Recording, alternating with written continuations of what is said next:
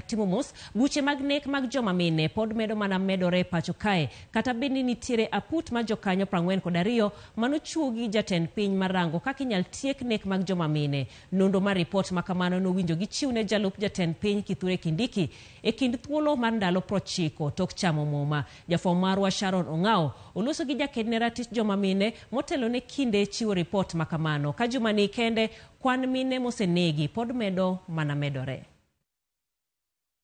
I will at all times obey. Kodong mana kinde matin kende kapok aput mar jokanyo 42 manochuogi gi jatend piny mondo bi kod chike magayo medruok mag nek mag mine e pacho kae. Geno nitiere ni apudno biro chiwo ripot ma ohiu magisebedo ka ginono. Wa expect ni ndalo 90 orie rumo. Ang'eyo ni dwe mwachako manyien mar 4 onego ben task force motel ni gi jalup jang'ad buche maduong' mogik machon.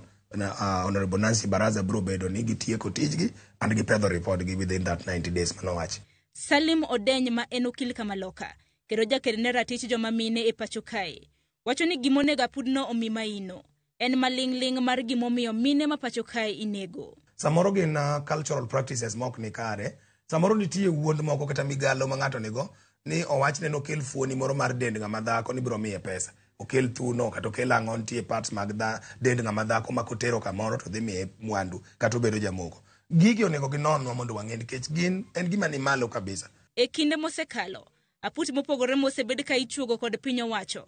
Ojaseni ok osebedo ka kelo lokruok mag midhiero ma jopiny kadhe. Kata kamano, Odeny ochiwo paro ma piny Kenya nyalo kawo mar tieko medruok mag nek mag joma mine. So one step and to revamp mondo wang'e kan tie resources madwarre kan tie teko kata mijingo monego keti e gender desk e police station mondo mi gibed friendly ni joma mine. I sensitization mondo timbe mondo joma mine ong'e ni kama otimore to nitie gender desk ma bro dhi eta report wachnani. Onego bedie weng'no moket tenge e subtande duto mag piny owacho mong'e ni ka nitie ng'ama survivor ng'ama okale chandruok makama kaka ng'ama nyamiyo to nyalo dhi kanyo mapiyo piyo mondo miyo onene kendo mondo miyo kawni okang' makare molo kete no riedo gi joma moko kata ka okodew miye priority. Onego bedie do moro mochuogi specifically mondo address weche mag gender based violence. E kinde ma pod irito duoko mar report makamano, medruok mag kwan nek mag joma mine gi mago ma irocho ratichgi pod medo mana jimbore. Juma ni kende kwan mine mosenegi ohinga beach kaluwore gi sigana ma TV mar Ramogi osetimo. E gwenge makaluo jumani ne wachiwo report mar nek gi bembo mar nyiri 2. E kaunti ma Migori, obila kotendre kod tend loch nanga ochako timo nonro e wi tho mar japuonjre manyako ma grade 8 ma report yango ni nyobambi kaito onegi gi achich mapok oyange. An penjo na mana penjo, I don't know the suspect, but penjo mara ni en niya, dwa bedo kama nyaka karango to next victim en ng'a?